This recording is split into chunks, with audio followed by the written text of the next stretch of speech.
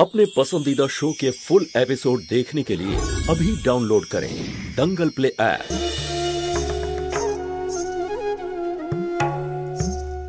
আমার সাথে কেন এরকম হয়? আমার কি দোষ ছিল?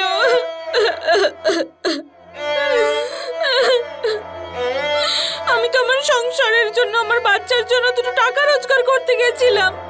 সব সময় মেয়েদের সাথে কেন এরকম হয় কাকিমা? ছেলেরা কেন এরকম খারাপ নজরে দেখে?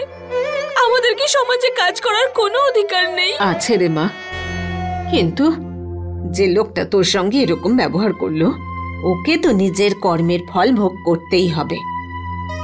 ওকে এরকম ভাবে ছেড়ে দিলে হবে নাকি? তুই চল আমার সঙ্গে। কোথায়? Police station. ওই কুমার বাবুর বিরুদ্ধে আমরা ডায়েরি করব। তারপর দেখবে পুলিশ কিভাবে ওর ঘাড় ধরে ওকে লকআপে ঢোকায়। বড় লোক হয়েছে তো কি হয়েছে, আমাদের গরিবদের কোনো মান সম্মান নেই? না কাকিমা, আমি এরকম করতে পারবো না। আমি এটা চাই না যে এই কথাটা প্রতিবেশীরা কেউ জানতে পারুক যে আমি বাড়ি বাড়ি গিয়ে কাজ করি। তাতে আমারই বদনাম হবে, আর ব্রজও মেনে নিতে পারবে না। না, আমি যেতে পারবো না। তুই জানিস আমাদের মতো গরিবদের সঙ্গে এটা কেন হয়? কারণ আমরা সবকিছু চুপচাপ মেনে নিই।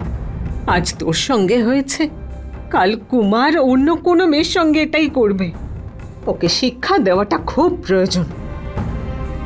তুই লোকজনের কথা ভাবিস না মা, লোকজন তো কিছু না কিছু বলবেই। তুই চল আমার সঙ্গে, আর নিজের স্বামীকেও ফোন করে ডেকে নে। আমি ওকে বুঝিয়ে বলবো। না কাকিমা,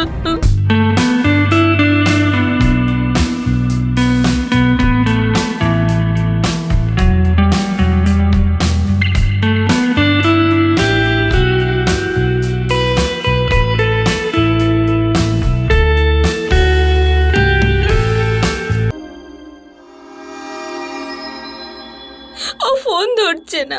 ঠিক আছে, তুই একটা চিঠি লিখে যা, আমরা পুলিশ স্টেশনে যাচ্ছি, ও সেখানেই চলে যাবে। আমি ওকে SMS করে দিচ্ছি।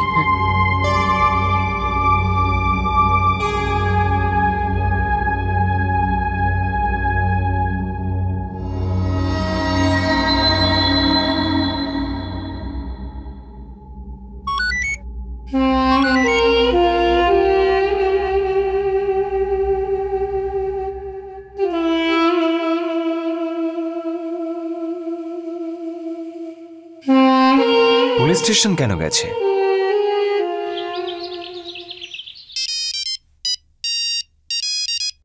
হ্যালো ব্রজ। হ্যাঁ, কি হয়েছে? ব্রজ, আরে কান্নাকাটি বন্ধ করে বলো কি হয়েছে। ব্রজ, আমি একটা বাড়িতে রান্না করার কাজ করতে গেছিলাম, আর ও আমার সাথে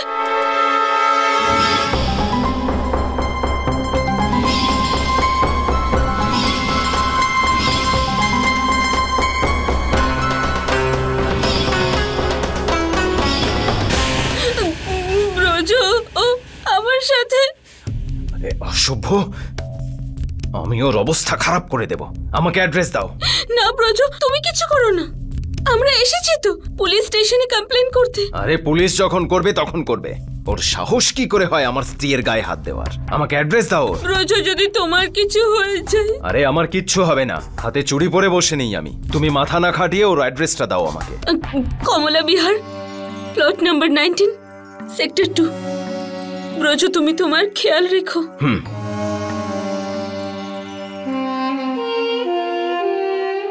আমি জানি আমার কি করা উচিত কুমার আঙ্কেলের সাথে। কাকিমা, আমার খুব ভয় লাগছে। ব্রজ শুনে খুব রেগে গেছে। যদি ওখানে গিয়ে কোনো রকম মারপিট করে তো আমার। আরে কোথায় তুই? বাইরে বেরো। এই কোথায় ভেতরে ঢুকছেন আপনি? কোথায় লুকিয়ে বসে আছিস? বাইরে আয়, বাইরে আয় একবার তুই। আরে কে এই ছেলেটা? কি অসভ্যতা হচ্ছে এখানে? নোংরামি তুই করেছিস আমার সাথে, তোকে ছাড়বো না আমি। আরে ভিতরে ঢুকলো কি করে? কে ঢুকতে দিয়েছে? স্যার, আমি ওকে আটকানোর চেষ্টা করেছি, কিন্তু জোর জবরদস্তি ভেতরে ঢুকে এসেছে। ছাড়। তোর কি মনে হয় তোর এই বাড়ির চার দেওয়ালের মধ্যে তোর অপরাধ তুই লুকিয়ে রাখতে পারবি? আমার স্ত্রী এখানে দুটো টাকা রোজগার করতে এসেছিল, আর তুইও রেপ করার চেষ্টা করেছিস। আমি ছাড়বো না তোকে, ছাড়বো না। এই, ওর কোথাও একটা গন্ডগোল হচ্ছে, আমি বুঝিয়ে বলছি। তোমরা যাও এখন। কিন্তু স্যার, বললাম তো যাও এখন এখান থেকে। এই, তুই যা। হ্যাঁ বল। তোর অপরাধ পরিষ্কার তোর চোখে ফুটে উঠছে। এই শাট আপ। এটা ভদ্রলোকের বাড়ি। তোমার নিশ্চয়ই কোথাও একটা গন্ডগোল হচ্ছে। আমি এরকম কিচ্ছু করিনি।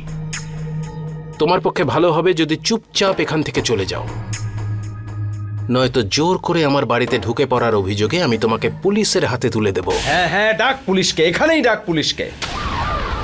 ওরা যখন জানতে পারবে যে তুই আমার স্ত্রীকে রেপ করার চেষ্টা করেছিস, তখন সবচেয়ে প্রথমে তোকে অ্যারেস্ট করবে, তারপর দেখবো কে যাবে জেলে।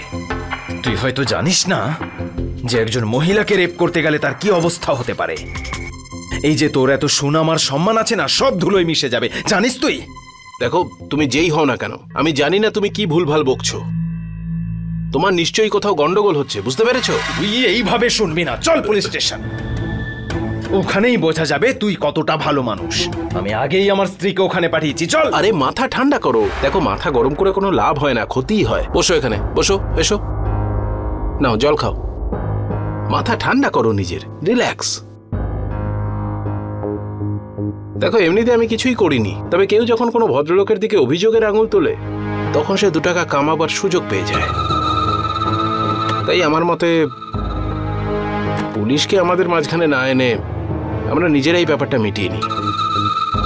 যদিও তুমি যা অভিযোগ করছো তা আমি স্বীকার করছি না, তবু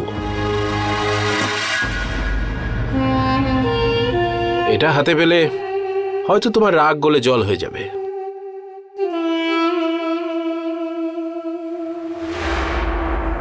শয়তান, তোর কি মনে হয় তুই এই কটা টাকা দিয়ে আমার স্ত্রীর সম্মান কিনতে চাইছিস?